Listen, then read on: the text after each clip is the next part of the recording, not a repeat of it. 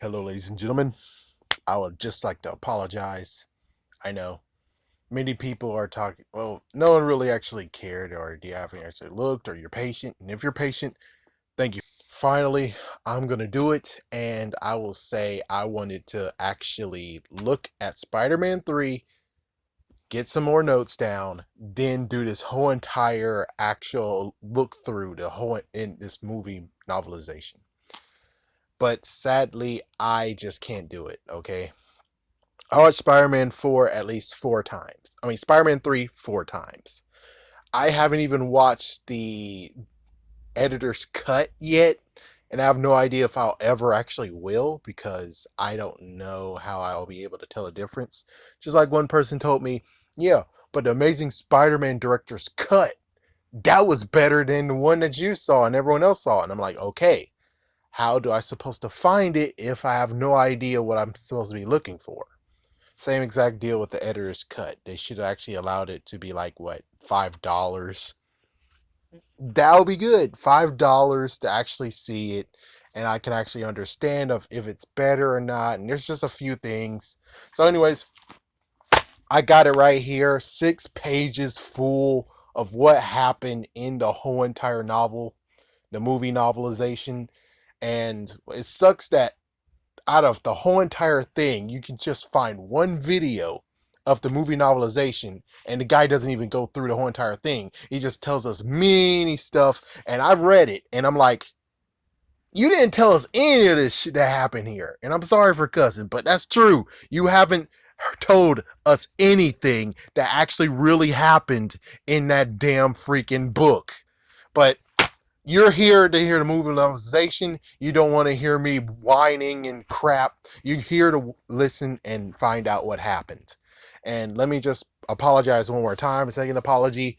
I had no idea what a rebarb is. So basically, if I actually have done it straight up when I was going to do it without the movie, then you'll hear me say, what the hell's a rebarb? And just continue on being like a rebarb, man. What the frick is a rebarb? But of course, I guess it might have just been still in the movie, and we'll get to that.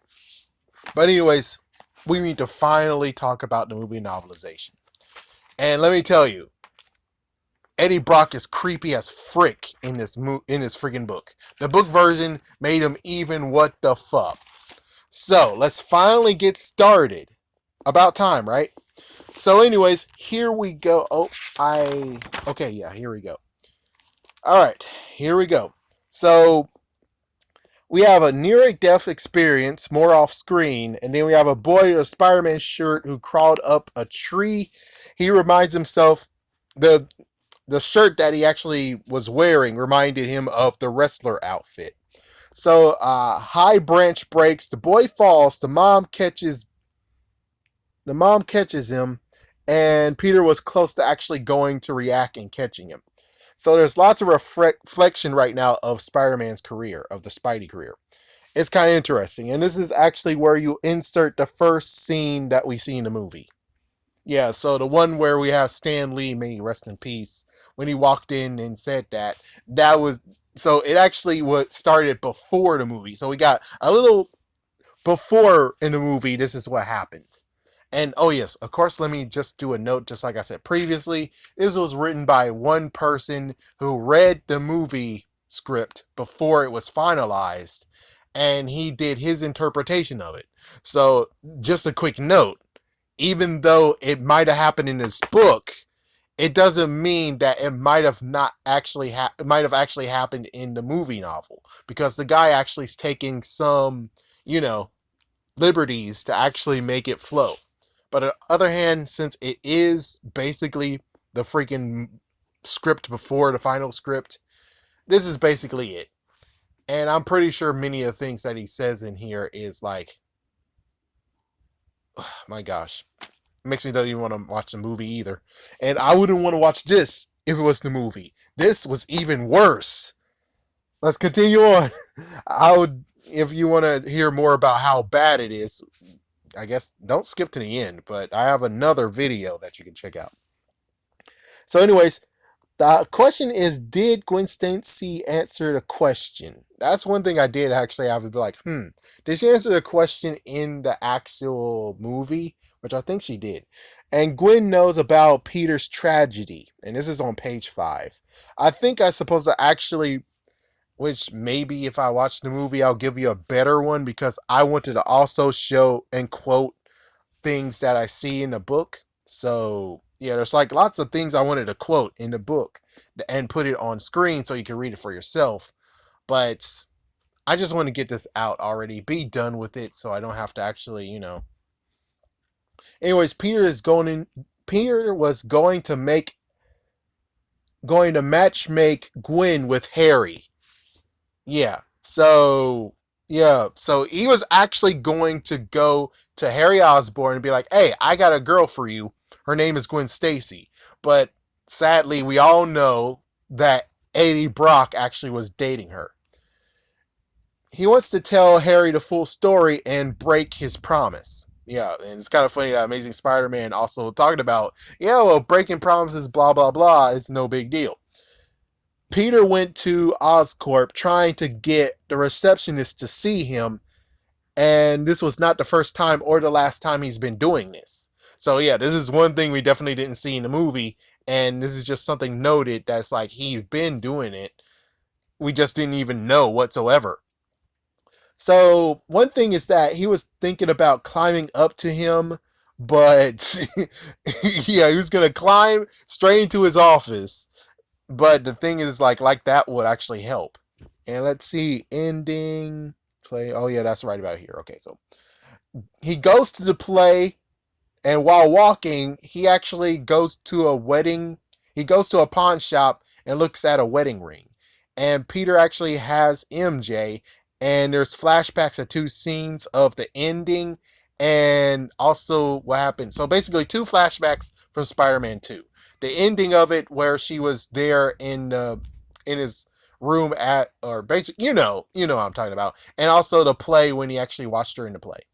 So that's two things. And then we have some Manhattan memories, and then he's been to previews of the play.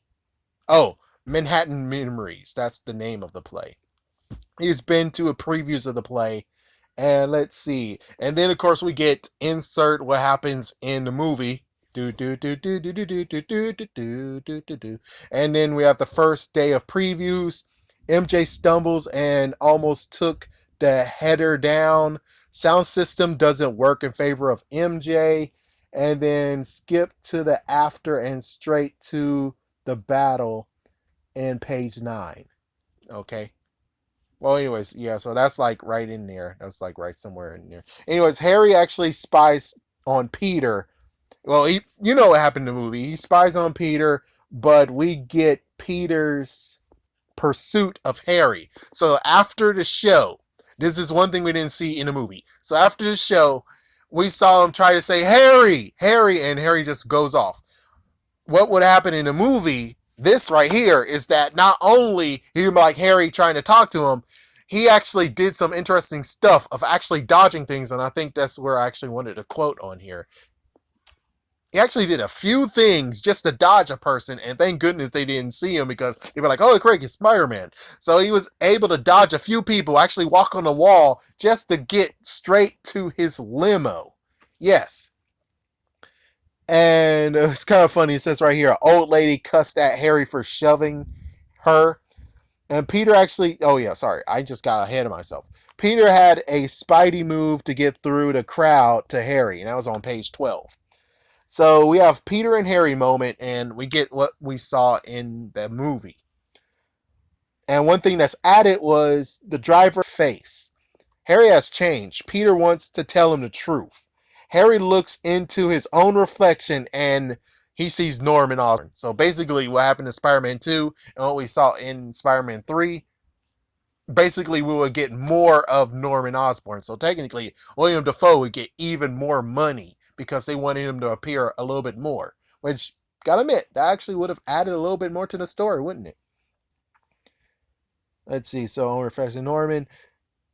Tell it to my father, raise him from the dead. Okay, so yeah, basically what happened in the movie, and then we had that freaking line. He actually said that line to him in the book. Yes, and I'll even say it one more time. Tell it to my father, raise him from the dead. And we get Peter's thoughts on here, which I think maybe I should have show you those, but again, I think when it comes to Peter's thoughts, because we get so many Peter's thoughts in this book, because in the book you can do more than what you can do in, you know, what is stopping Harry from telling his identities? There's three reasons. One, connection to Norman slash the Green Goblin plus suing. Two, the connection to paying Dr. Ock plus suing, and then lost the right to kill him. Yeah, so basically that's like one thing that he was thinking about. So we get backstage to what happens in the movie, and well, then we get to the point of MJ didn't stop him. The guy who compliment came by. Get to see Peter taking MJ to celebrate. Traffic was something, and we go to the woods. Palisades? I guess maybe I'll put that word in there so you guys know what it is. And apparently, it turns out Peter knew that there was going to be a meteor shower. Something different from the movie, because I think you're like, oh my gosh, look. Instead, Peter knew it was a meteor shower and he planned this. So he makes this web hammock. We actually get to see him make the web hammock instead of, oh, cut to him in the web hammock. There's talks of where do the meteors come from? And she likes being on stage with him at the front row. There is a romantic moment. This is page 21. Strawberry, he murmurs, which is foreshadowing. So apparently, that you can figure out from the movie is that if he actually had this in there, that it's like strawberry, then you could actually be like, oh my gosh, Harry, you bastard, because it's like, yeah, it was kind of weird where it's like, cutting very, very far into the movie where he was like, yes, I kissed MJ. Strawberry. It's like, that would have more effect if they had this part in there. Instead, it's like strawberry. It's like, oh, so she wore strawberry lipstick, but it would have been cool to have that in there. And if you took it out, then technically that, and she kissed me, just say that. Don't say strawberry, because it's like, that's information we wouldn't really know unless you actually put the scene in here. So Peter noticed a meteor being close, but chose MJ, and in comes the symbiote. The symbiote got to move around. Yeah, we actually would see it move around in the actual park. And here is the interesting kicker. This is page 22. The symbiote actually attaches to Peter's shoe, while in the movie, it got on his cycle. So in the actual book novelization, it attached to his shoe, which makes even more of a, that makes sense. Because yes, we could easily say, oh, it made it to his cycle, then eventually got to his shoe, which is like, I don't know. Not to mention, was the symbiote actually on it when Harry attacks? And it's like, well, how the frick did the symbiote actually stayed on for so long? It would have got freaking damn ran over by a car. So it makes even perfect sense that, yes, it attached to his shoe. That makes even better sense than saying, oh, cycle. So we got to do some backtracking. Harry actually is considering to listen to what Peter had to say. And then we have remembering helpful times in page 23. Harry's looking at Norman, and Norman is saying, don't be weak. And Norman actually is dark in page 24. Harry, oh yeah, and that's what I most likely should have told you. It's like, yeah, if I quoted it, yeah, if you're reading alone, I'll be good. If not, then I would most likely later on, if you're like, what were you talking about on page 24, comment down below, and I most likely will put the actual quote in there because, well, Anyways, Harry's wondering about the Norman issue, eventually just going to live with it. That's what he's going to do. And then we have Bernard showing care. He got scolded for it after a minute in page 25. Harry thought of suicide since the reveal. Since the reveal, he was actually Spider-Man. Apparently, Harry Osborn was actually thinking about just killing himself. Oh yeah, Norman is egging him on, and he comes on and off. He wasn't ready until now. Here's page 27. So Harry fires back. Harry got weakened and seduced. Harry replaces the mirror, and then here comes Sandman. All right. So Sandman actually had two other names. Apparently, it was William Marco or William Baker. Yeah, interesting, right? And then we get exactly what happens in the movie, that he escaped and he's going to go to his kid's place. And then apparently, as a kid, he actually marveled the hourglass. And apparently, oh, a broken hourglass. And the sand always wins. Here's more of what happened in the movie. And then he actually had to use a rope to pull down the ladder. Different. I'm pretty sure that's different from the movie. He was able to just pull the thing down, but instead, no, he actually got a rope like Indiana Jones. And yeah. Okay, let's see. So he got her a snow globe when she was 5 years old. He was in jail for 18 months. Insert another movie, the movie scene. And he had to break in. No, he had bread in mouth. Bread actually in his mouth. Instead of when in the movie, he went in there, he gave her the letters, he goes into the kitchen, he breaks bread, and then the wife sees him. Instead, it's more the fact of he broke the bread, had some bread in his mouth, then his wife actually sees him in her house. So here we go, and let's see. Flint escaped during a brawl while cleaning roads, and then apparently we get his wife's name, Emma Marco. And dude, she is a bad wife on welfare with no insurance, and she's a miserable individual. And insert more that happened in the movie. So Flint actually embraces Penny because Penny actually woke up and actually he hugged her. Emma is not a good mom either when it comes to dad. Yeah. And she's violent. So I don't remember what happened in the movie, but I'm pretty sure that in this version, it's a bit more darker because she actually is violent towards Flint. She pushes him, she kicks him, and yeah, Flint had to tell her, hey, you gotta stop it. You're scarring our daughter.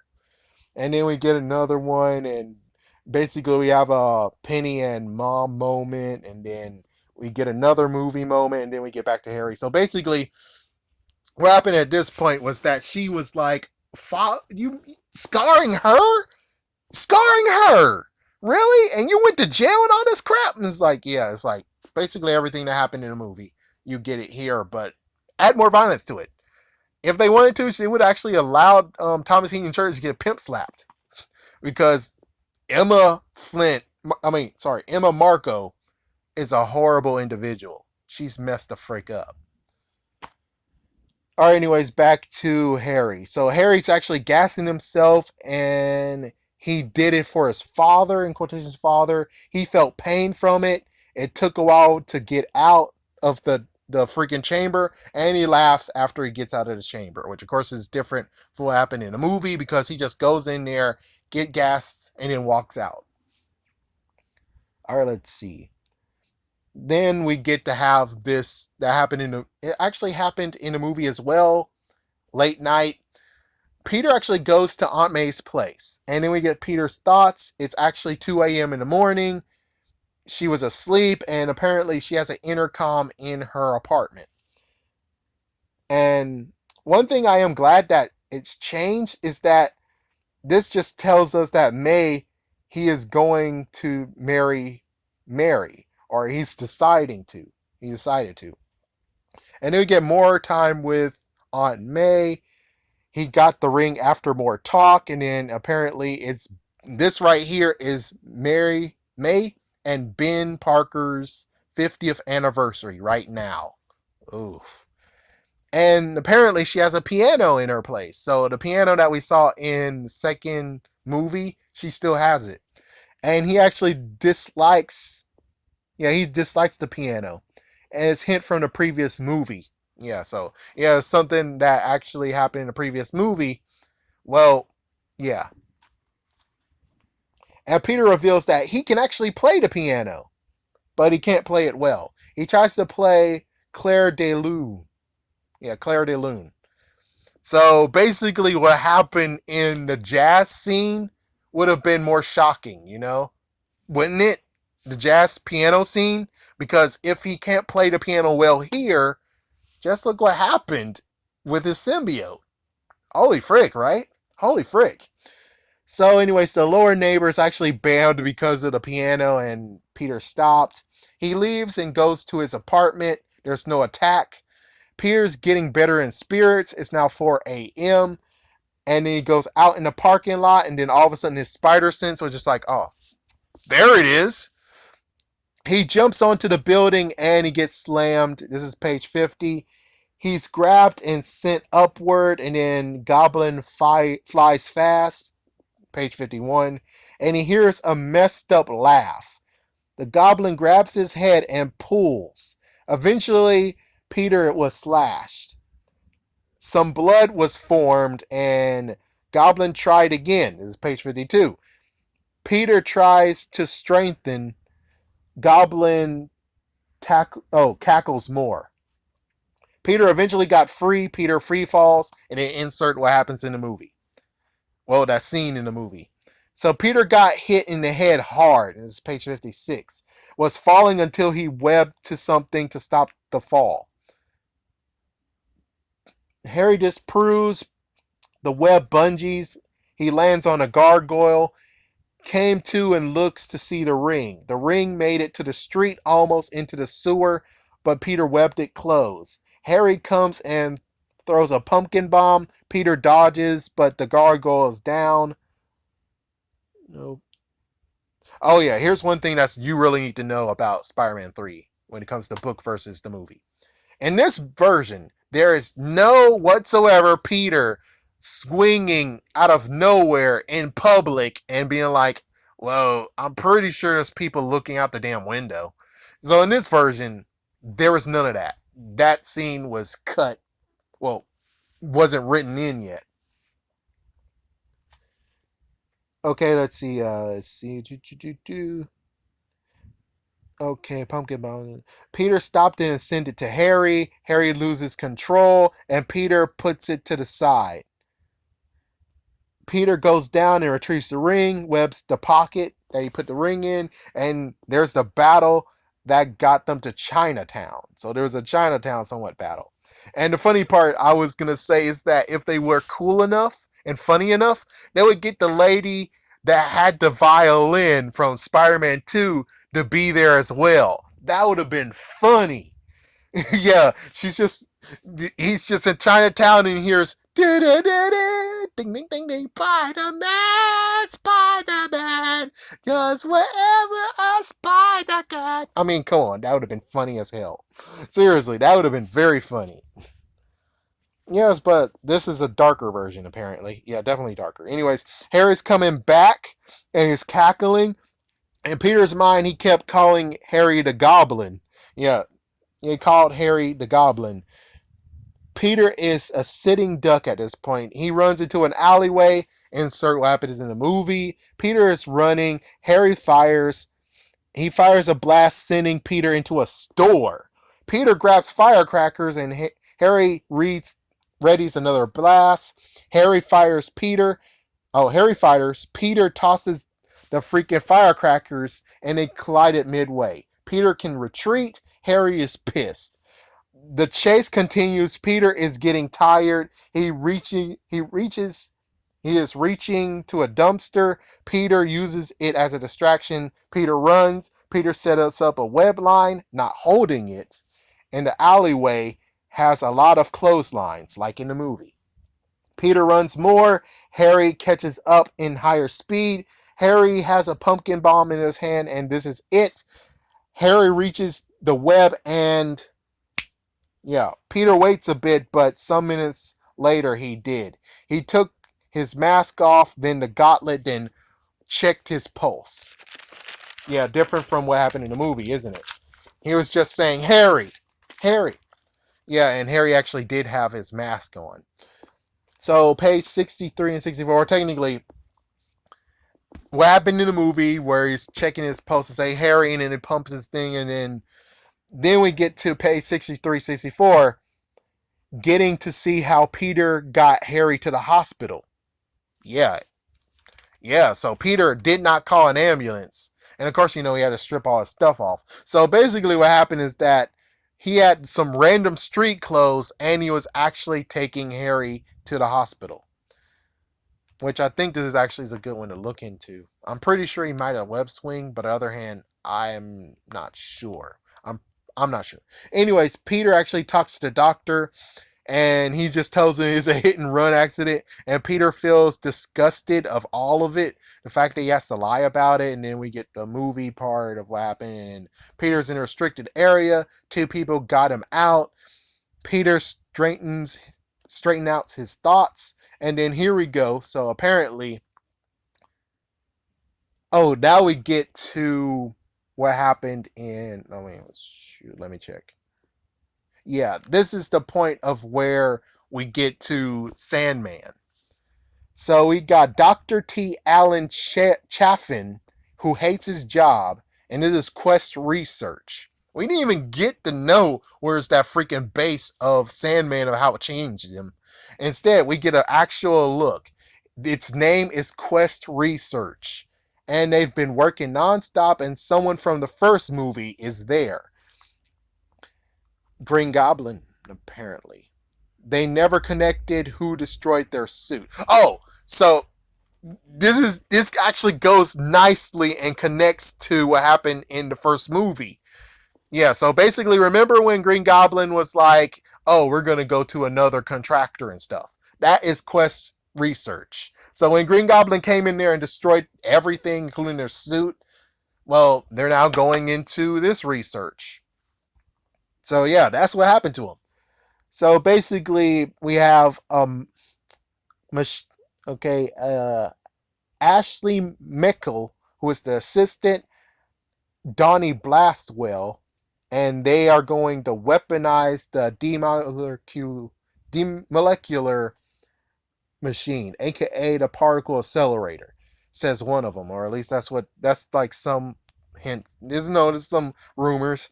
So we got Sean O'Seri, who is actually the fourth scientist. He starts a machine. Meanwhile, Flint, he's trying to lose the cops. He left what happened in the movie. So he's trying to lose the cops.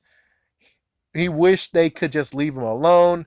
And gray area. Flint actually stole a car and then went for gas in a restroom. A cop showed up. The cop found out and he had to run, and the chase is on. So basically, when it came to the whole, he went to the apartment, then left the apartment. We remember that he was actually getting chased by police, but in this version, he lost the police, stole a car, and he's gonna just drive away and most likely try to help Penny out. But sadly, he had to get gas and he had to go to a restroom. So damn, police officer. So apparently, shots fired. They made into a forest. Here's what happened in the movie. Then he fell. So it's basically, they chased him. He goes all the way to Quest Research. He falls into the pit, and then it's like he fell, but he got back up. And then here sort more that happened in the movie. Then his grandmother actually believed in him apparently, and apparently Psycho Field struggling to get out of it. Yeah, so basically it wasn't the whole he's just standing there. He was actually, well, he did try to run, but he was still trying to get out of it even so. And apparently he missed the keep out sign. Of course, duh. Flint got injured. Apparently he injured his ankle. The police told them to come back before it's too late. Yeah, so and then of course, we get some thoughts from Flint and what happened in the movie. Scientist checks on readings. More that happened in the movie. And Donnie is the one. So Donnie Blastwell was the one who said, "Oh, it's just a bird." So it was him. He's the one who said that. Flint protected his locket by throwing it away. So if you remember the movie, he did have a locket of her, but the locket wasn't affected. In this version, he threw the locket away because, well, if it actually materialized him, pretty sure the locket would have got destroyed too. So maybe that's something that they definitely should have actually had in the movie as well. So he screams and sand is coming out of his scream. So basically they made this a truly horror show to see. They were trying to go toe to toe what happened with Dr. Ock.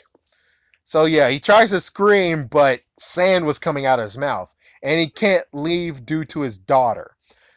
The police got to the scientist and they turned it off thanks to the guard. Shaft is angry. T. Allen Shaft, Chafin, and he was working on that, and they realized it could have been a man down there. Good. I mean, yeah, you see, the scientists are a bit smart in this version. The police gets to look around with an escort. Chaffin asked the other scientists what would happen if it was a human.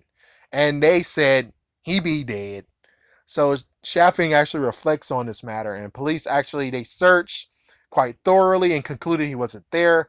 And then we get to meanwhile. Peter actually is talking to the cops about Harry's accident. He had to lie about it. The sun was coming up, so Peter's story is that Peter was studying and Harry was helping him. They got hungry. They went out. Harry got hit out of nowhere. A dark blue car with no license. The police said he shouldn't have moved him. Peter hopes Harry isn't dead. Peter had a breakfast date. He left a message on voicemail. What he told the cops. Yeah, he basically, yeah, okay. So the doctor came. Peter was sick of lying, told the truth, saying he's his best friend, able to convince him to tell. Harry's okay, but memory impaired. Short memory loss. Peter can see him. Yeah, so Peter can see him, and apparently it could be permanent. Here's page 88. Peter went in alone, and Harry was resting with his eyes closed. And of course, insert what happened in the movie. And in page 90, Harry talks more. MJ's arrives. Here's insert movie. I was fine not falling. Yeah, so basically, in this version, he doesn't recall that he was falling. At least I don't think so. And then insert more of the movie, and then we have Peter crying as he walked out of the ICU. Meanwhile, at the facility, the scientists didn't mention the readings to the cops. They studied the readings from and the project actually got temporarily shut down. Sandman rises, and of course, insert what happened in the movie, the fact of that, you know. And then page 63 to something, Flint's thoughts. Yeah, so we got some thoughts of him, and then insert what happened in the movie. Then we get a longer sequence of happening in the movie. He had to will himself to form a hand. He had to will himself to walk. And M actually blames him for all that is wrong in her life. See? Rotten wife. Then we have MJ goes to Peter.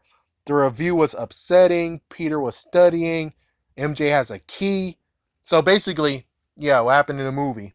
That she actually, this actually is different from what happened in the movie. I think this is shuffled now. So basically, she goes to him and actually said, "Did you see this?" You know that scene. Hopefully you do. So MJ actually has a key, and the door isn't fixed yet because, remember in the second movie, and in the third movie, he gets his door fixed. So MJ actually needed help opening the door to insert what happened in the movie at this point, and we get to 103, which most likely I should have quoted that. And then we get more of what happened in the movie, and then MJ's thoughts, which is basically she's vulnerable. Peter said, "Wait for me." Then he reminisces of what happened in the end of the second movie. Then we get on page 106 is more MJ's thoughts, and we see what MJ does. We see what she's thinking, and she throws the newspaper away. Then she notices the symbiote on his dress shoe. She was about to clean it, but tosses it and left. So, yeah, he was the freaking symbiote. Yeah, it actually is still on his shoe. It didn't do anything, unlike what happened in the movie. You know what happened in the movie. In the movie, it actually just decided to go under his bed or something. And, Yeah, you know. Okay, let's see where it's like, yes, I lost where I was. Yeah, so anyways, landed near the radio and in sunlight, it fled into the closet, leaving a piece of it behind. MJ saw Ursula and had no choice but to talk. And of course, this is a setup to the jazz club job. Yeah. Yeah, so basically, she actually talked about what she's going to do next. And Ursula actually washes dishes there. So basically, in this version, we know how she got that job. Apparently, Ursula actually talked to her, the manager, and she was able to ease her in to actually get the job instead of most likely saw in the street. MJ had no idea if she could sing since she has doubts from the review. And now we're on to the next page. Of course, insert more that happened in the movie, and then we have a law office, Miller and in Ingersoll, Esquire, and it's rented out. Insert. Oh yeah, so basically, we are now at the scene of where he's about to actually save Gwen Stacy because of idiot contractors over there. So basically, we had no idea what's the setup or anything from that whole entire thing. All we knew was a photo shoot. So apparently, in the photo shoot, they were using a law office that was renting, yeah, that they rented out so they can actually do photo shoots. So that makes sense why there's like office appliance and crap. So, anyways, the crane operator shouted, "It's out of control, shut it down." A short in the transformer. Apparently, there's 79 days since another accident happened. And then we're at 112. So it's out of control. There was a jolt from the emergency button. And then we got, so they actually named the models. We have JJ Sachs, who's Latina. We have a redhead named Wendy Goldstein, and she needed advice from Gwen Stacy. And of course, we have Ernie Schultz, who is actually the photographer. So Gwen Stacy actually she took the gig for extra cash because of the university bulletin board. So that's where she got it from. Ernie is not getting the shots he needed. Gwen actually made a joke, and Ernie saw it as an answer. And of course, there was a second photographer, and of course, it's sort of what happened in the movie. A girder costs around 2 times a trip, or at least something like that. Well, anyways, they continued shooting after it, and only glass. The office turned into a wreck. The first one, and then we get 114, 116. Sorry for this confusing. She got a hold of a phone. So basically, everything that happened in the movie happened here, but there's just a little bit of something of where it's like there were two girders. There were two girders that actually happened, not just one. There was two girders, and one of them actually allowed one of them to trip. So that's what basically happened in that part. So she got a hold of a phone, a radio station, WKRQ, actually said she won the prize. Damn, and she's falling to her death, really? Her prize should be you call 911. And she remembers the time that she almost fell out of bed as a girl. Her dad saved her. And of course, insert what happens in the movie. And we got DeFalco, which I think actually was something that happened in the movie. So there's absent of falling debris in this version, and there's no car damage in the movie. Yeah, so basically in the movie, it was less accurate. Or basically it was more accurate, I don't know. Anyways, Captain Stacy, he prays for no bodies, and then insert what happens in the movie. And we got Eddie Brock. But this time we actually see how Eddie Brock arrives. Eddie Brock actually arrives in a taxi. And Eddie Brock actually was drinking and focused on off-duty cab or something like that. And Eddie actually we get Eddie's mindset. He wants to be famous. And of course, insert what happens in the movie, and we start getting weird, and Eddie is actually creepy than you actually saw in the movie, which is better to actually see in the movie version than read this damn book. Okay. Well, sorry, folks. Some kind of emergency's going on. You gotta go web swing. But nope, I'm not gonna do it today. We gotta freaking do this debrief. So basically, in this version, he actually says, Gwen, my Gwen. Yeah, so when he looks actually in his camera for focus, he said, Gwen, my Gwen, his Gwen. And he kept taking photos after a few seconds. Yeah, yeah. Of course, insert what happens in the movie, then some small talk, and Gwen actually told Eddie about her dad, but not vice versa. Yeah, ouch. So basically, he talked about her father, but she never told her father about Eddie.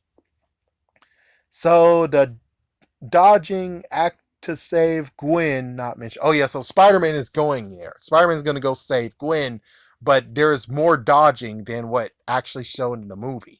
Which I think there was dodging, but it wasn't dodging to save her. It was dodging to make sure that she's safe. Yeah, so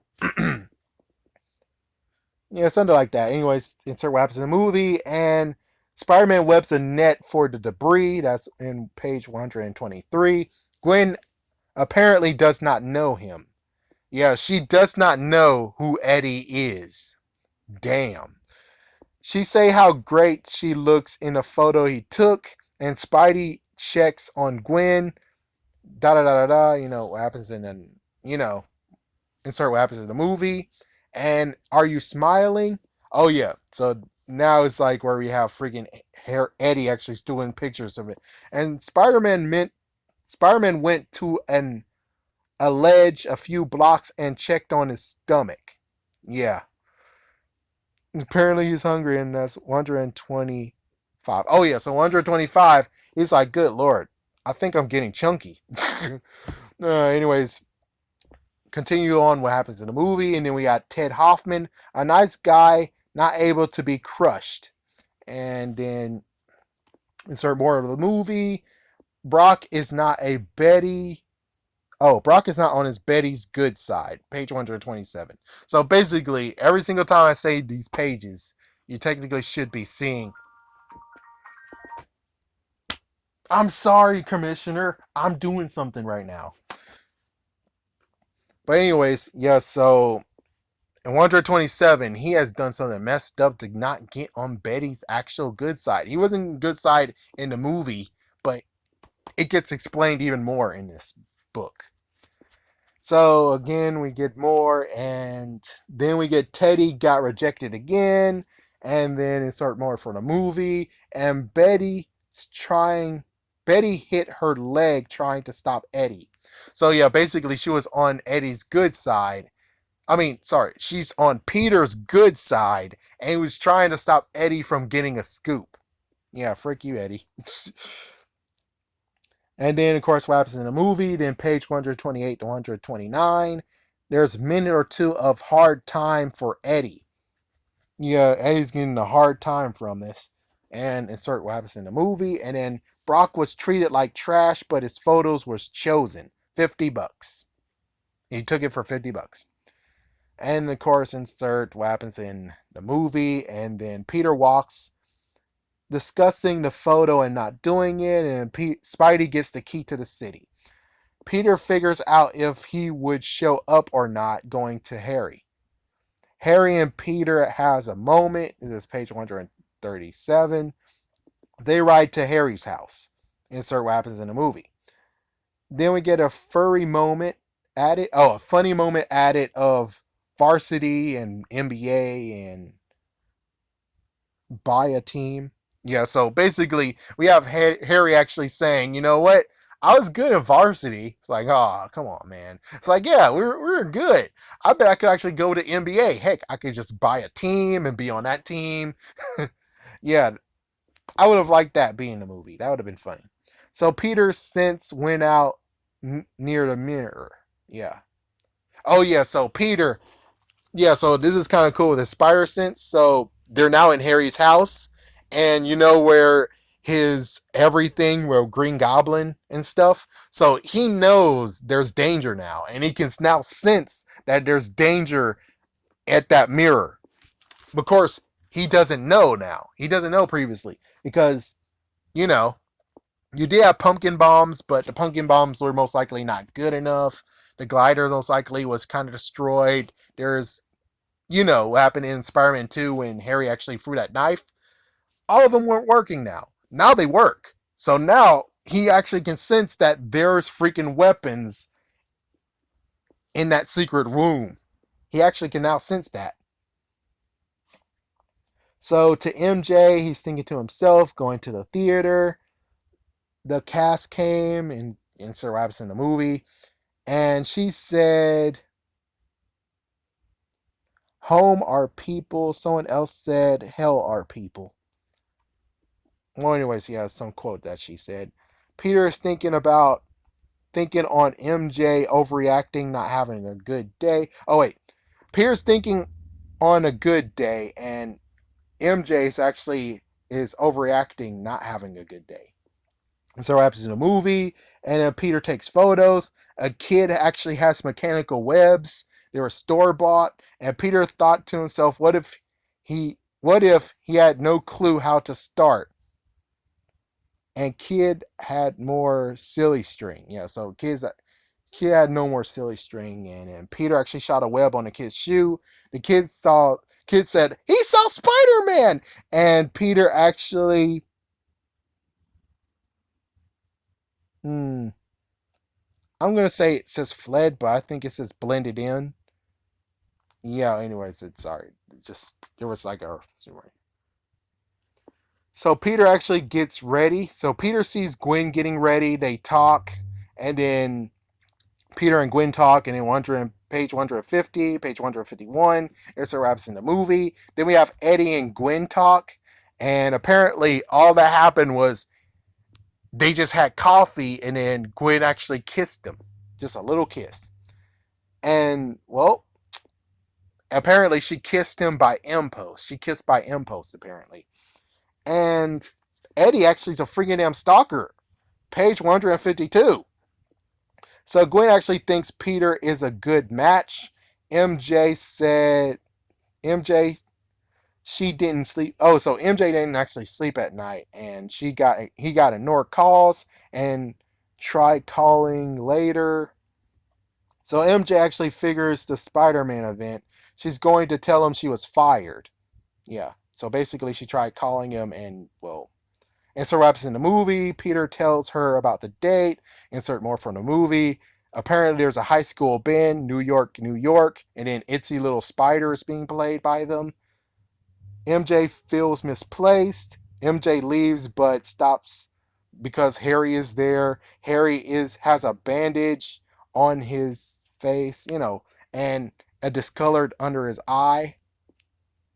Insert more from the movie. MJ told Harry that she was fired from right there. And page 157. And then, of course, it got inserts more from the movie. Mentions the play he wrote. So basically, they actually did some, changes, as you can tell. Right now, she tells Harry she's fired and that he wrote a play about her and maybe he's going to show it to her. Instead, in the movie version, it's like when she comes over, he tells her all that, which I guess might actually been good, but I don't know. Okay, let's see. She looks back on the relationship she had with him, and then page 156, Gwen talks. Peter thought MJ would understand the kiss, and then character, and then he's in character. MJ did not at all. Insert more from the movie. Oh yeah, people ran when the sand was. Yeah, they actually heard the sand was that something was going on. They were like, "What was that noise?" And then we have Sandman walking down the street. His ego's inflated, and we got sand issues. And the car actually has sand in it. Page 166. More from the movie now. Sandman realized no need to hide anymore, and then insert more from the movie. Sandman was concerned of bullets hitting the innocent. Huh. And then Spider-Man tries to speak. Oh, Sandman tries to speak. The cops shoot at him. He wasn't able to say anything. The cops still fire, and he fled, and he caused a sandstorm. And insert what happens in the movie. Oh, sorry, not that. Yeah, scratch me saying insert what in the movie. So then we have Ghost Stories Tall. Oh, 60 Stories Tall. And stealing for his daughter. He reformed himself. He's in front of a bank, an armored car. Insert what happens in the movie. 171, we got armored car damage and is out of control. What sandbox did you crawl out of? Page 172. Then, of course, what happens in the movie. Spidey and Sandman on top of the actual armored car. So they're actually fighting on top of the car. That would have been cool to watch. And at this point, yes, now the armored car is out of control. And the woman almost hit, but was saved by Spider Man. Insert what happens more in the movie. Sandman scowls and flees. Insert more from the movie. Spider Man gets caught by sand in page 174. It's a different ending, but still, yeah, still sand though. Yeah. Oh, we're almost done. Oh my gosh, we're almost done. So we got page 172, newspaper, Sandman, son of a beach. Give back the key of city.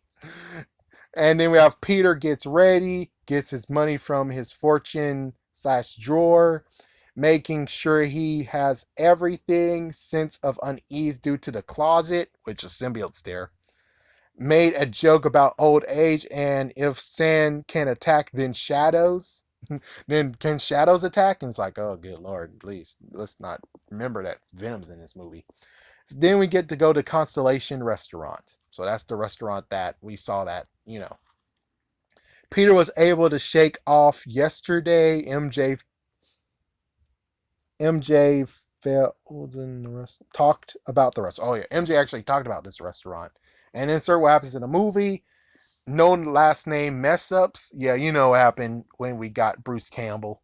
Yeah, so in this version, Bruce Campbell did not play that role. And then insert more from the movie, and then he didn't joke about the diamond size. So basically, Bruce Campbell did that ab lib. More from the movie. He worries a bit. MJ has him waiting, and insert more from the movie. Peter notices how last time occurred, and then we get Gwen. Gwen's parents is there. I think she was there too. I think. And he waves in, well, insert what happens in the movie, and then MJ's being silent. Then MJ started.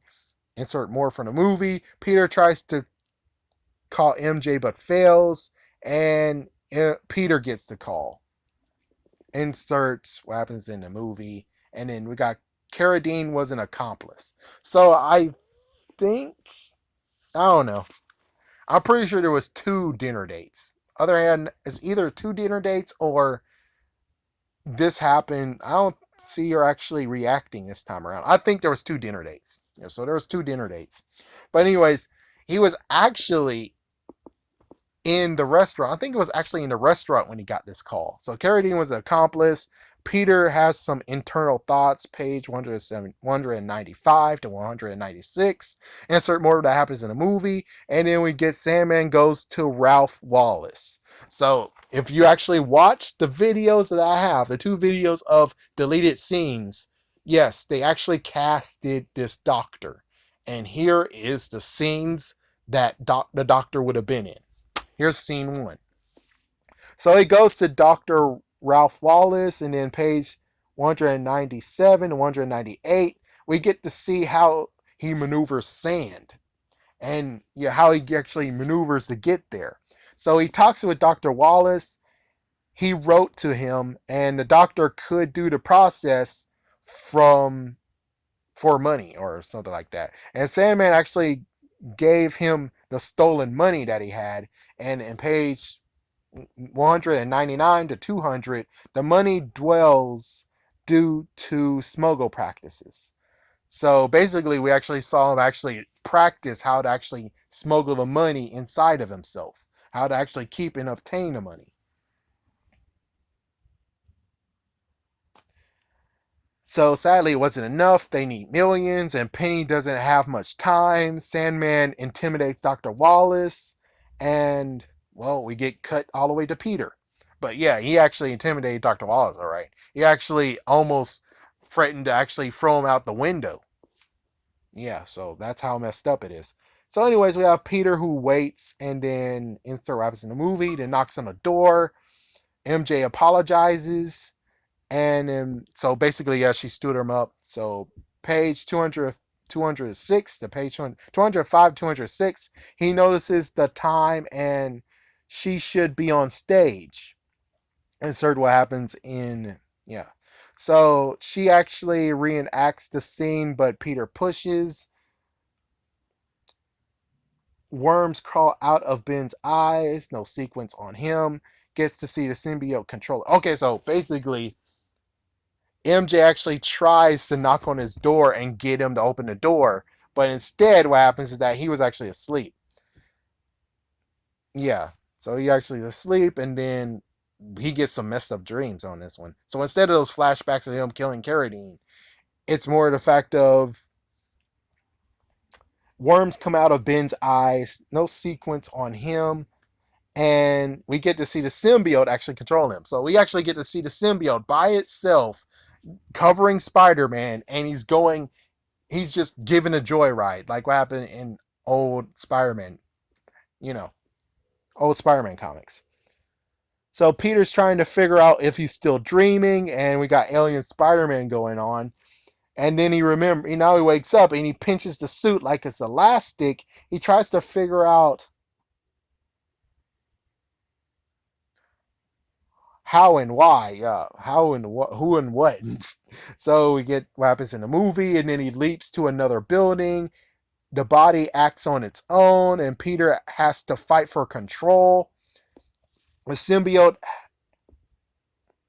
heightened his senses to find Flint, and then what happens in the movie. And then we have page 100, 214. We get a new moment with Eddie. Yeah. So instead of what happened previously, where it's like, hey, Spider Man, oh, you love the suit. Give me some web action. Yeah. Different thing that happened from that. So insert what happens in the movie, and then we have Sandman can be all seeing. Yeah. So he actually can tell now because he's able to have eyes all around himself. Insert what happens in the movie. Then we have Spider Man. So basically, what happens is that we have Spider Man going on location, going in, and oh, frig it. I'm not going to do it. So, Spider Man going into the sewer, following Flint in shadow. Then he jumps down, takes off his mask again. Yeah, so he actually takes off his freaking mask. That's the black suit. And we get a brand new scene here. And then insert what happens in the movie. And then we have page 218, where we have Sandman actually doing the first attack. Yeah. So, anyways, what happened in this new scene is that he's like, "Do you remember me? Do you remember Ben Parker?" And then insert all that he said in that, yeah, scene. So basically, that's what happened. It's just a new scene, but it's a different version of it. So, anyways, again, what happens in the movie? Then we have from page 219 to 227, 24, the subway fight was way different. It was different. This is where I maybe actually have to make a video. Like maybe I have to do some snippet videos of what's different. But yeah, the subway scene happened very different from what we saw in this one. They actually did make an attempt to make it actually try to top what happened in Dr. Rock. They actually made a decent attempt. It wasn't good, but it was pretty dark and it kind of matched the movie. So, anyways, we have Eddie who was checking out the fight from above. We going to for electrocuting Spider-Man for. So basically, yeah, we have Sandman about to actually put him to the freaking third line, and he was gonna get electrocuted, and he's like, "Yes, yes, do it, do it, do it, so I can have a photo." Yeah, I know, messed up, right? And then we have a subway train coming, and Eddie didn't get the photo. So the fight continues and search what happens in the movie. And, well, basically, you know what happened is that Sandman got taken down. Sandman got washed away by the water eventually. And then we get to Dickovich. So Dickovich wants his rent.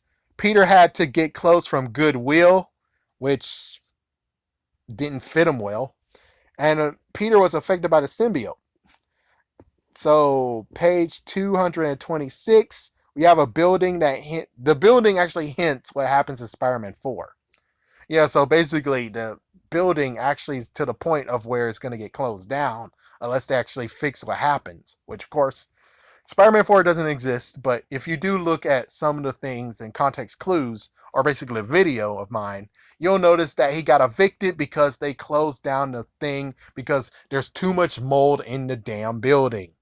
So it's unlivable, uninhabitable, so they closed the whole thing down. So this is basically hinting that. So of course we have the damn door scene, and he says he didn't even say no. This boy has issues. It's like no, and Peter actually trembled from that. And now we have a stormy day. And Peter actually saw Venom from the reflection. This is, of course, one of those scenes that were deleted from Spider-Man 3. So yeah, it's noted in here. So Peter actually messes with his hair, figuring if the suit is affecting him. He goes to find out after struggling to take it off. Yeah. So he goes to find out. Then after that, he struggles to take it off. It's like suction cups. I think that's what. Yeah, I remember what it said in the book. Is that he tried to take it off, and it was so hard to take it off. It was like as if there's suction cups all over it. So eventually, he did get it off. Let me see. Where are we? Page 228, and then of course insert what happens in the movie. And then we have May called because she's worried about him. He comes over. Peter tells May the full story, and Peter got to reflect. He killed Sandman. And insert more that happened in the movie. She said poison. Hmm. I put something here that's something from Oscorp. But anyways, she said it's a poison, a venom. So yeah, like we saw in the previous one, it's like revenge is a poison and sa da da da. She actually said a poison, a venom. It's like so she actually just name dropped right there. I'm glad they got rid of that in the movie. More that happened in the movie, then Peter returns figuring out how to get a sample of this. So if you guys remember, in the movie, what happens is that Peter actually somehow got a sample of a living sample of it, and then he took it to Dr. Connors. This one is completely different because they were smart. This was a smart version because instead of it being in his whatever, it was on his shoe, and the shoe has residue. Remember? So, anyways, Peter looks around. He finds goo on his shoe. Peter figures about Harry's arsenal. Yeah. And then we get to Dr. Connors on page 236. Of course, insert what happens in the movie, but here is one twist that I think I didn't see in the movie, but since I can't watch it anymore, I just can't do it. You can tell me. Apparently, in this version, he has posters of lizards on his freaking wall. Did anyone see that? If you saw that in the movie, tell me. If you guys didn't see it, which I'm pretty sure I didn't because, well, you know, I watched it at least 4 times. I'm pretty sure that would have freaking stuck out and be like, oh, no way. So, yeah, they were kind of hinting at him being the lizard a little bit more, even though he most likely would have never got it until, you know. Sorry, I have to find where I went. Oh my gosh, I gotta find where it was.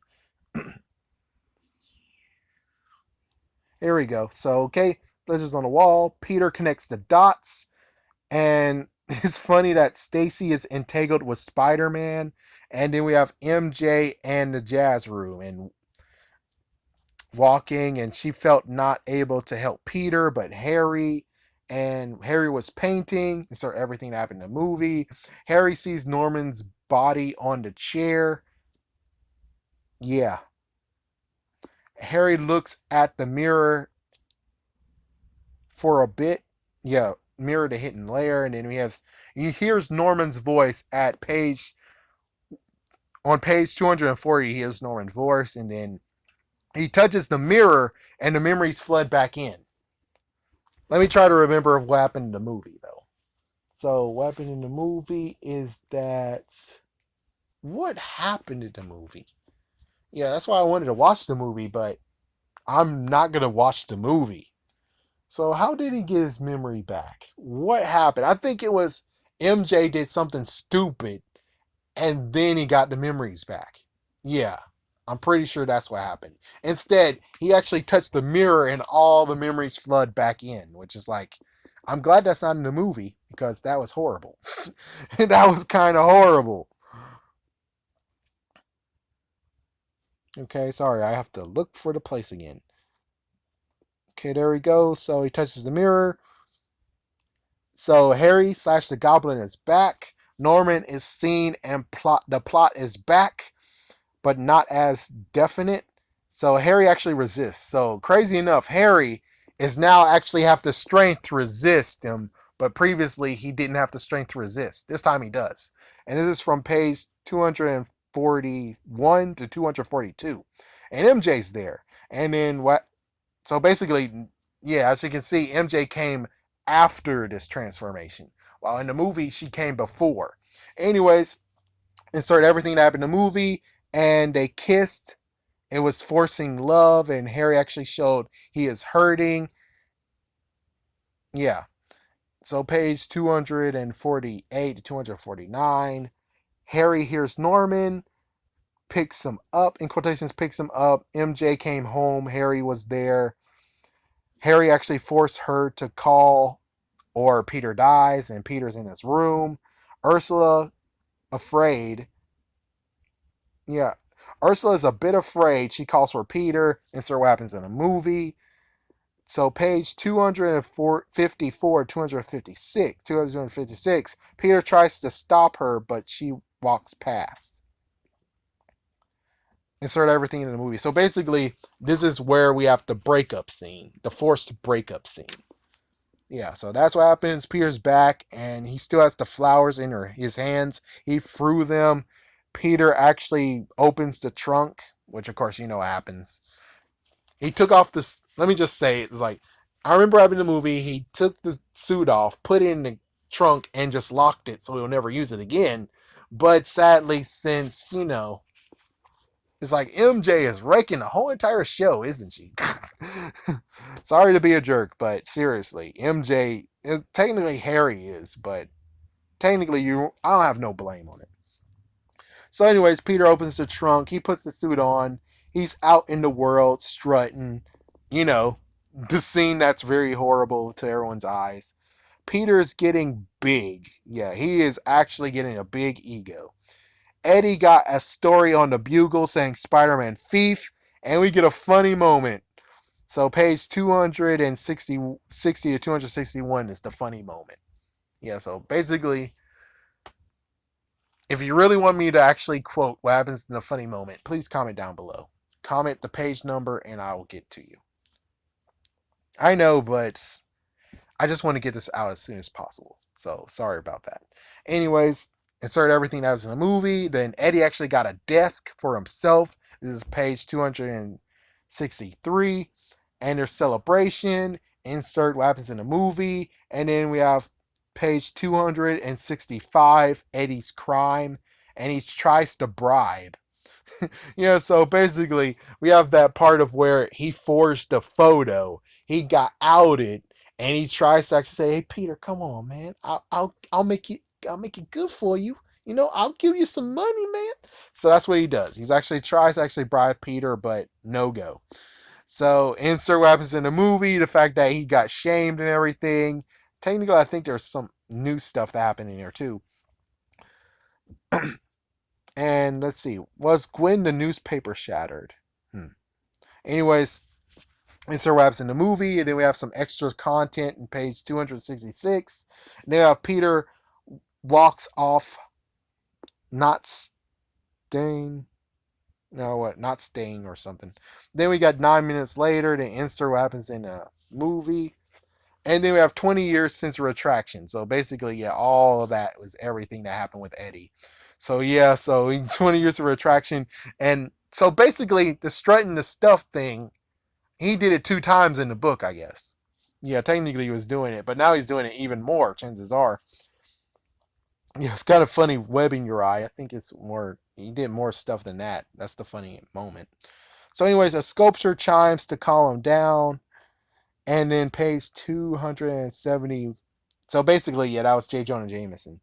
You know, yeah, the chiming and stuff and that crazy desk. Which notice, there is no crazy desk in this version. I kind of would like to have the funny parts more than that stupid funny moment with the desk, which was stupid. Anyway, Gwen had to deal with Spider Man. Peter actually missed a class. Spider Man is still good though. So, page 271, we have Eddie at Gwen's house. Yes, this is going to be freaking freak show. So, anyways, the neighbor actually stopped by and came to listen. And we have freaking Eddie, the heartbroken stalker. Yeah, so it's some messed up crap of where it's like, yeah, if you don't get off my freaking damn porch, I'll shoot you. Yeah, and it's like, yeah, the freaking dad had a lot to say to the to her daughter. Because Gwen actually had to deal with this herself, and she made sure that her dad wouldn't actually have any involvement in this. Even though if he did have involvement, there would be a gun involved because what the frick, man? It's like, yeah, you show up at her house. I'm pretty sure she just told you about her dad, and most likely told you about she does class. That's about it. Maybe even modeling, maybe. But she didn't tell you where the hell she lived. So, dude, freaking stalker.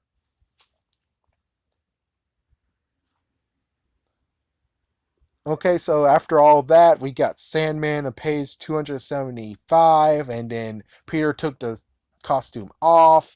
Peter's back at home. It was easy to come off because, well, the symbiote knows that he wants him.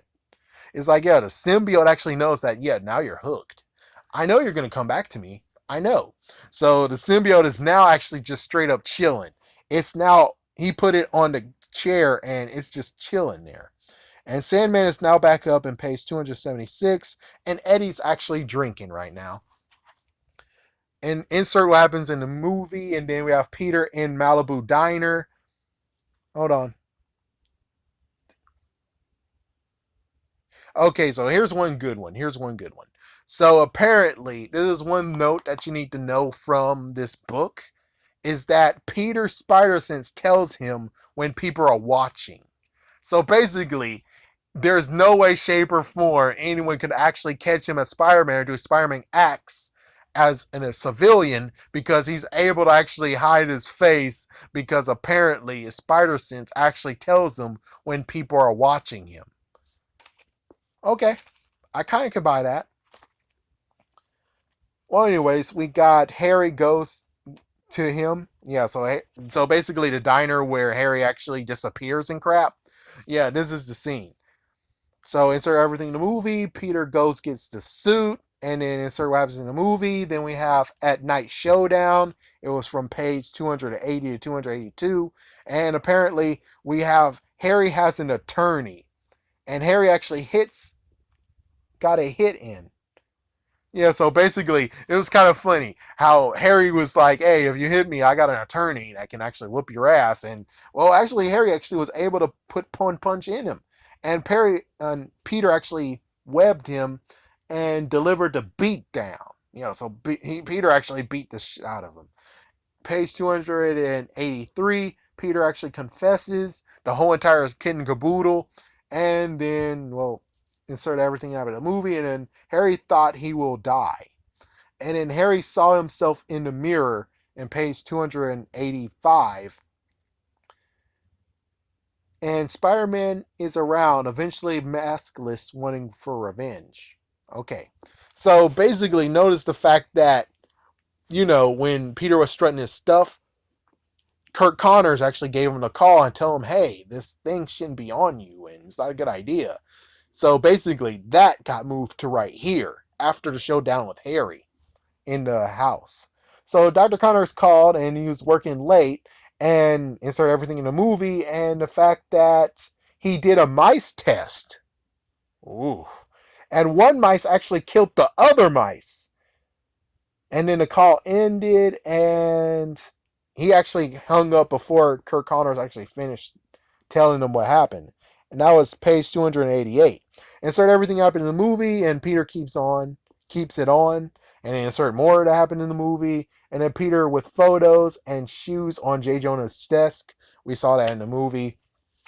Peter gets JJ to pay him more, double the money, and this is actually extended, pays 290. And then insert what happens in the movie, and then insert the dance scene. Yeah, so he got a dance scene right in here. And let's see. Oh, he actually pats a girl's butt too. And Peter actually knows he missed class again, and his symbiote actually insulted. So this is kind of funny. It is kind of funny. Maybe this is actually a secret Easter egg from the Venom movie. Yeah, because apparently the symbiote actually reacted insulted by the word parasite. That's kind of funny if you think about it. It's like, yeah, pretty sure whoever kind of co-written this freaking script, even though, yeah, Avi Arad, I'm pretty sure he might have had some dealing with this crap. It's either that or someone actually read the movie novel and loved Venom, and when they actually wrote Venom, they were like, I remember that part from the freaking novel. Let's put it in there. Who knows? Maybe it's just pure coincidence. I'm not sure. Anyway, Gwen gets a date with Peter, and of course it's the club, and insert. So this is basically page 292. Insert what happens in the movie, Jazz Club. Apparently this is extended. This is definitely extended. This is definitely one I do need to actually tell you guys about eventually. Excuse me, page 295 to 297. And wow, Gwen actually cussed at Peter. Gwen said, "You son of a bitch." Yes, she actually freaking said that, and insert what happens in the movie. And the manager came in page 298, and the customers actually attacked Peter. Yes, so remember that whole big brawl that happened? Yeah, think about it that not. Well, technically, I guess it was a brawl, but the crazy part has to be the fact that this one was one I kind of wanted to see in this movie, and this would have actually made up for that crappy dance that he did. Which again, technically, I used to call him X-Men. I'm just gonna call him Comic Book Cast. He did actually make sense of where he's like, the reason why he danced and strutted like that is because that's what he thought was cool. He's a nerd. Of course, the weird banding of cool is weird in a nerd's eyes, and that's what we saw. But anyways, I even put the thing down to tell you what happened in this one because I remember it because this was a good freaking scene. So what happened is that at first we had the customers attack Peter. Then after the customers attacked, then the freaking people who actually run the damn restaurant attacked him. Then after that, the freaking manager attacked him, and he beat all of them down. They all went down. And you're telling me this was not good enough to be put in the movie? I'm sorry, but this was a good scene. This was the best scene ever. Man, this is awesome. I'm going to continue and most likely tell you all that I saw. So, oh, sorry. The band actually joined in. So the customers attacked. The band joined in. MJ tried to stop, like in the movie. And then insert what happens in the movie. And then MJ notices that the suit is black. It's wearing him, she said, and she's prays. She prays while Peter leaves. So insert what happens in the movie, then he goes to church, and he does have the Italian suit. So unlike what we saw in the freaking movie, where it's like, so he left naked? No, the Italian suit actually is nearby. So he didn't actually run home naked or in boxers like what happened in the animated series. Not Spectacular Spider-Man, the actual Spider-Man animated series from the 90s.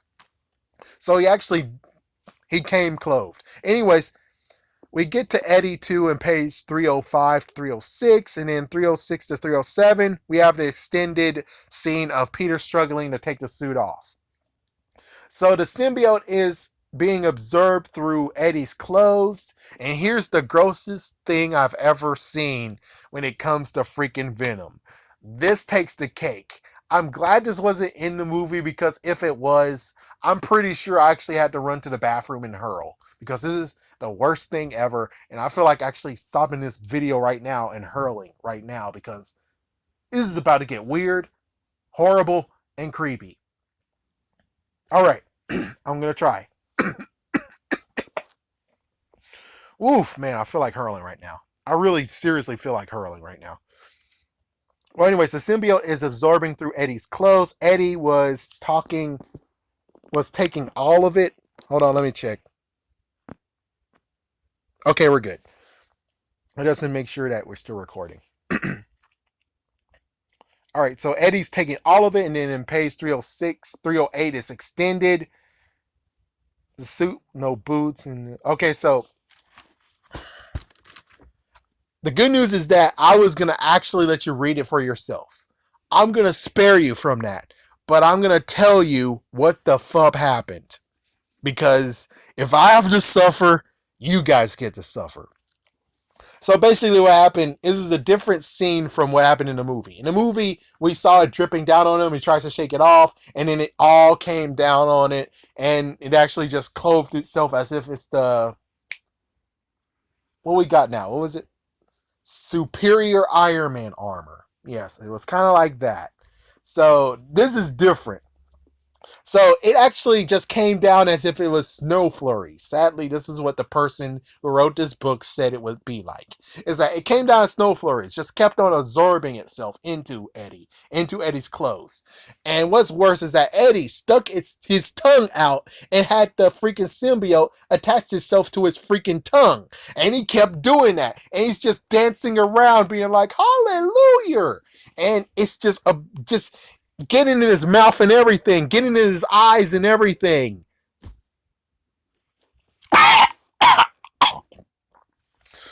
Ooh, I think just because of this, I think I'm just going to write the whole entire thing on it so you can see for your damn self. Because oh my gosh, it's horrible.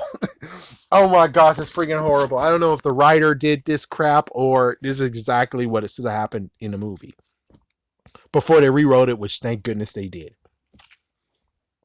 So, anyways, Peter actually returns home, but he didn't wear the boots. Yeah, so he didn't actually wear the boots home. So he goes to the shower, and guess what? Eddie actually followed him home, or heck, he didn't even follow him home. He just actually walked to Peter's apartment. And he opens Peter's apartment and he snoops around. He sees lots of Spider-Man suits. What the fuck? And hold on. Yeah, so basically now we get a cutaway to where we have Penny and the Sandcastle, which of course that's a new thing that happened, which I think was in the movie. Well, in the editor's cut. Anyways, this came in page 313. She's not feeling well. Sandman is there. She was able to wave at him, and freaking Emma actually talked to Sandman too. And page 214, I think. And then Sandcastle and Eddie goes to Sandman. Peter went to MJ's apartment before he before he slept and tried to contain the symbiote. He missed, I don't know. He missed MJ and Eddie actually has MJ. And now we have the freaking cab driver, which, if you guys don't know, and I remember, is that in 2007, in the IMDb casting, they actually cast Chris Tucker as the cab driver. Well, here's his scene right here. So he would actually had a small scene in the movie. So we have the cab driver who was supposed to be Chris Tucker, and this was page 318. Then we got Harry at home, and insert what happens in the movie. And then we have the SWAT team who actually came, and then Harry was like, Harry was liking the coverage that was going on with Sandman and Goblin. And so what happens in the movie, Peter is there, and so what happens in the movie, Norman talks, and then Bernard actually tells everything, page 323 to 324, because, well, that did happen in the movie. He did tell him everything. And editor's cut, they got rid of it. So even in the one before that, they had Bernard telling him everything. So you have MJ in the cab, and the meter is running, and insert what happens in the movie. Peter apologizes for pushing, insert what happens in the movie. And page 327, it's not Eddie. Then we have Sir Webb's in the movie, and Gwen Stacy's there. She did research on MJ's past, and then Sir Webb's in page. And page 328, there's a freaking extended scene, and we have Dr. Wallace is there. And then we have more dark crap in page 229, 230, 330, 331, 332. Then 332, we have a Spidey beatdown. Then we have Penny who is watching, and Penny actually thinks that and figured out that Sandman is her dad. Dr. Wallace gets them to Sandman. Spider-Man actually is bleeding. He's actually bloody and is beaten more. Insert more that happens in movie. And now we have Sandman being in big form. Insert what happens more in movie. MJ added they added a part for MJ to do, and then we have Punches of Death. Insert what happens in the movie. Harry actually comes to the rescue. Insert what happens in the movie. Then we have a cool scene of Venom versus Eddie in the air, page 340. And insert more happens in the movie. You have J. Jonah Jameson, and insert all that happened with him with the little girl. And then we have Spidey gets MJ and they dodge Sandman, page 342. You have Harry dealing with Venom, and he gets free, and he distracts Sandman, and insert what happens in the movie. There's an extended part of this, and then Harry actually had to retreat. His sky stick engine actually is failing him. Sandman hits Spider-Man into the floor, and he returns to his normal form. Penny is there, and apparently there's an elevator in a building that's getting worked on. I guess technically since Grand Theft Auto 5 has that, why not? I guess that actually is real. So the mom is there. She's getting him to stop. The doctor said he could not help her. She could not help her. He could not help him. And he tells why he needs the money that night. Oh yeah, so basically now tells him why in the world he needed the money that night. It was the reason why that whole entire robbery happened of stop that guy and stuff actually happened because he wanted that money to save Penny. That's why he did it. That's why he was in cahoots with Carradine. So anyways, their extended scene, and of course what happens in the movie, page 345. He feels remorse for it. Penny hugs and asks for dad's forgiveness from Spider-Man. Peter actually agrees and says yes. And we have Venom is back. And Sandman and the family leaves. So Sandman actually leaves. He doesn't actually do that scene of what happens in the end. This time, he actually goes with his family and gets the fuck out of there. So now we have Spidey and Venom. And they're exchanging blows. And Harry is coming. He fixed the engine. Venom hits with a girder. And he reveals a sharp edge to it. Spidey tries to snap him out of it. And on page 347, Venom says he hated how. Okay, so Venom basically says he hates how you are a somebody.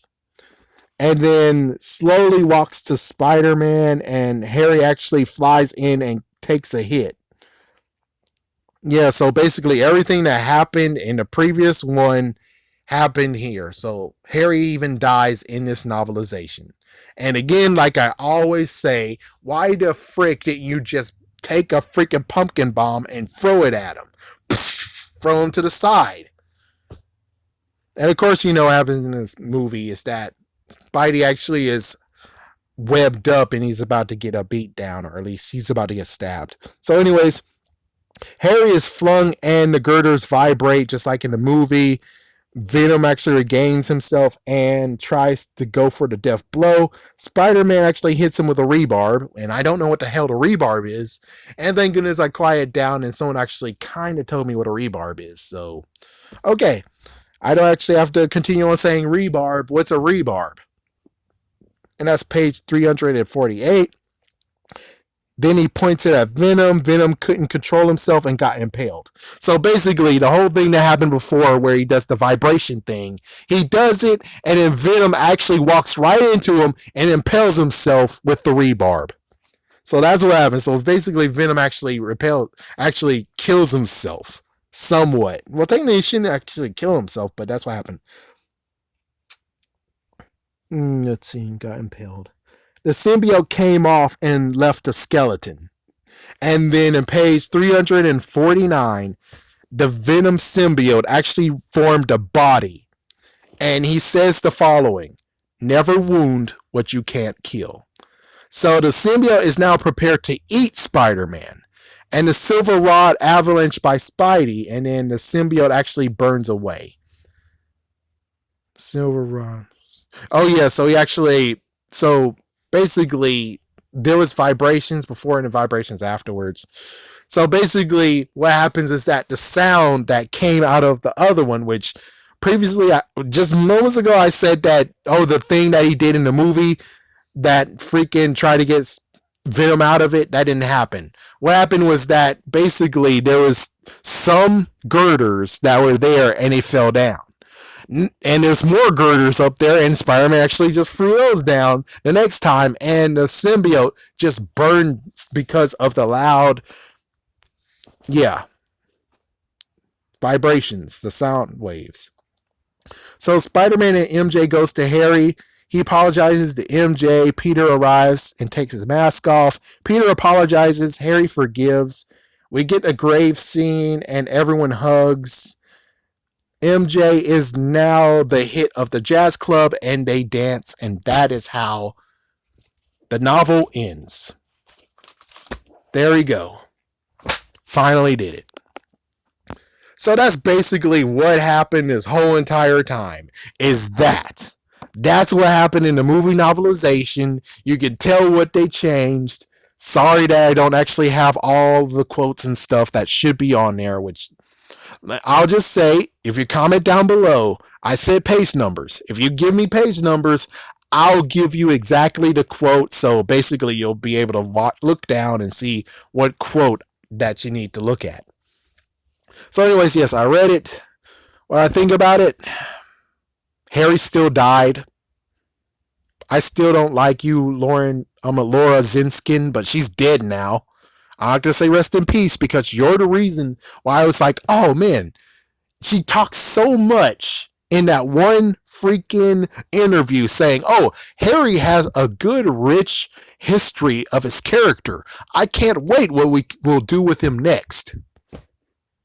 I'm pretty sure someone should have told her, oh, we're going to kill that character. So at least she'll shut the fuck up. Or if she already knows, she shouldn't say shit. She should just say, oh yeah, he's a good character. He has a lot of history. That's it. It's like, yeah, thank you. Thank you. Because her saying that and then eventually seeing the movie and finding out Harry dies messed the frick up. Do I like the movie more? Oh no. It's like, yeah, this book actually gives some good insight of things that they took out of it that actually would have made more sense. Spider-Man is smarter. You actually allowed the situation to be smarter because instead of being like, I need to get a sample, he took the gump that was in his shoe and put that gump that was on his shoe into a freaking scientific container and gave it to Dr. Connors. There's many things that actually gives good insight. As for the whole, I need to stand up. As for the whole Mrs. Marco being a freaking jerk, being a messed up, violent wife that doesn't want to support him at all, and saying that you're the reason why all this crap happened to me, I'm glad they got rid of that. I mean, yes, you can see that still in the movie, but at least the good news is that there's no hitting, there's no pushing, there's no kicking. But pretty sure if they really want to go hardcore, they most likely make her pimp slap him too. But I will say that actually there's really nothing to say. Looking at this freaking novelization doesn't actually give me closure. The closure will be me continuing on with this investigation of how Spider-Man 3 is a sabotage film. And someday, I'll be able to finally get what I need to get, which is I need to actually get interviews from Sam Raimi and Alvin Sargent. If I get those two interviews, I can finally close this case and reveal that Sony fricked up this movie just so they can have this amazing Spider-Man franchise that, well, it looks like if someone actually can go back to the past and tell them, hey, that was the dumbest move you ever did, pretty sure they'll actually be like, okay, well, Spider-Man 3 is going to be good. Hey, Alvin Rod, shut the fuck up. It's just like, Alvin Rod, shut the fuck up, okay? It's like, everyone shut the fuck up. We all freaked over the first time. We get a second chance from this freaking future person. Let's not screw this shit up. And hopefully they do. Hopefully they actually be like that. But of course, then, well, the good news is that we would have got so much more Spider-Man movies. And we actually would have got a Death of Spider-Man. And we have Miles Morales right now. Yeah, I mean, wow, Tobey Maguire in the Avengers? That could have happened. Seriously, think about it. Spider-Man 3 happened in 2007. Spider-Man 4 would have happened in 2010.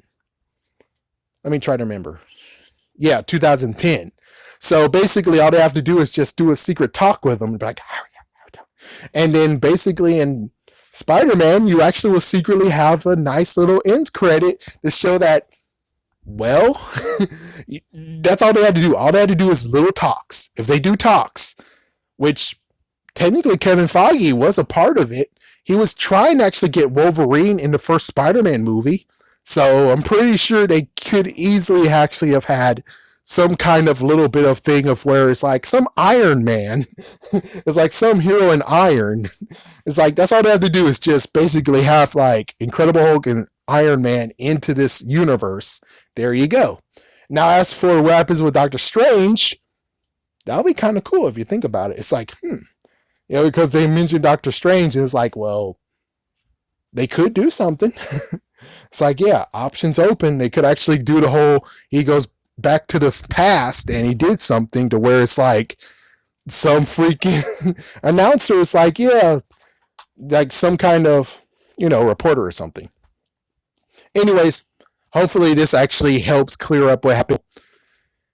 I have the junior novel over here. I don't know. If I recharge, maybe I can do that one next.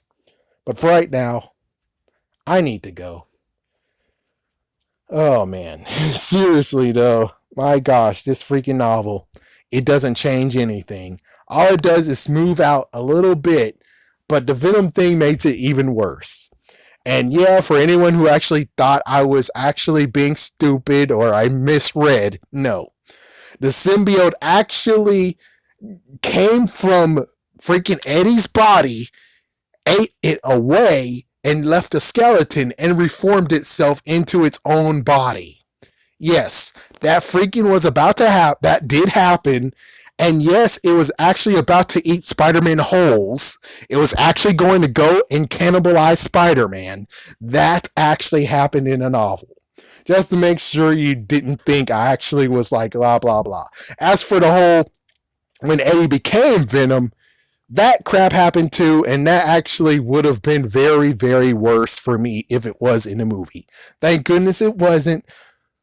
But I'm pretty sure most likely in the freaking description below, or at least in comments, I will give you the full exact look of what the transformation of Eddie was before they changed it into that other thing, which I prefer the other one now. It's like, yes, I'm fine with seeing it in my eyes. I'm fine seeing that with my eyes. This freaking book one is horrible. This one is freaking dreadful, and they should be ashamed of what they just wrote.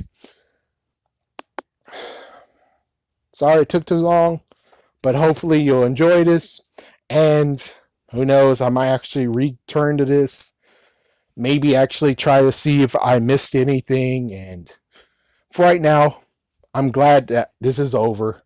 There you go. I'm going to take this book, put it somewhere safe. The novel's already been safe. I'm talking about the notebook, because I'm most likely going to look at the notebook more than I'm going to look at the freaking novel. Anyways, webbing out. What do you guys think about this? Peace.